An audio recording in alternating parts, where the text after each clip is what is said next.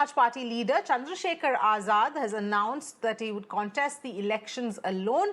In an exclusive interview to Times Network, he said at this point in time that I've given time to SP till the 17th of Jan to make an alliance with us, but no response has come from them so far, so we've decided to go alone. End of quote.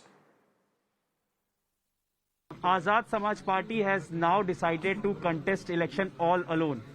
I am being joined by Chandrasekhar Azad, who is the party convener. Sir, आप election लड़ने जा रहे हैं, आज आपने announcement किया है full अकेले अलोन.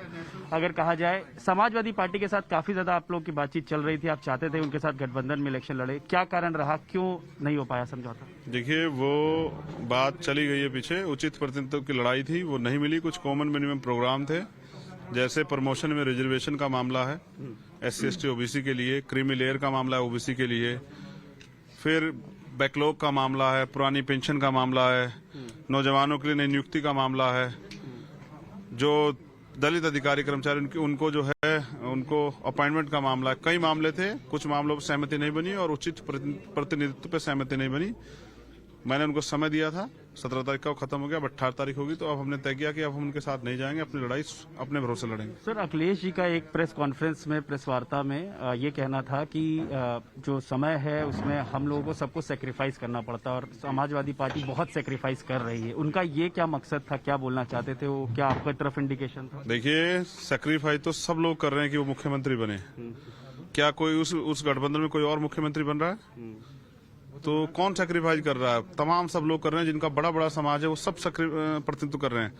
और मैं समझता हूं कि ठीक है, अगर उनको दलितों की जरूरत नहीं तो दलित अपनी लड़ाई अपने दम पे लड़ सकते हैं.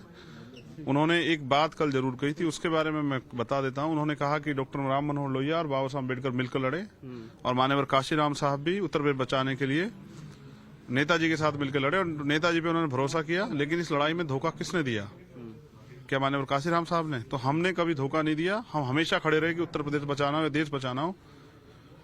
तो हमने अपनी तरफ से पूरा प्रयास किया. दलित, इस देश के दलितों ने कभी, मैं तो बहुजन समाज को क्या नाम की लड़ाई लड़ता हूं, लेकिन इस देश के दलितों ने कभी न देश से कोई गद्दारी की और न ही अपनी बात से कभी गद्दारी की.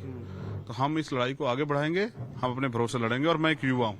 एक सबसे बड़ी चीज है अगर युवा जो हजारों की संख्या में जो तैयार हुए हैं हमारे साथ लीडरशिप करने के लिए और जो लाखों की संख्या में हमें देख के आगे बढ़ना चाहते हैं, अगर आज मैं नहीं लड़ा तो वो युवा निराश हो जाएंगे. उनके मन में सवाल उठेगा कि अगर चंद्रशेखर नहीं लड़ पा रहे हैं तो कोई भी कमजोर वर्ग का और गरीब परिवार से आने वाला व्यक्ति वो लड़ ही नहीं पाएगा. इसलिए मैंने तय किया कि उनकी भावनाओं का ध्यान रखते हुए हम इस लड़ाई को लड़ेंगे कि हमसे सीख लेके और भी लोग आगे आए और लड़े.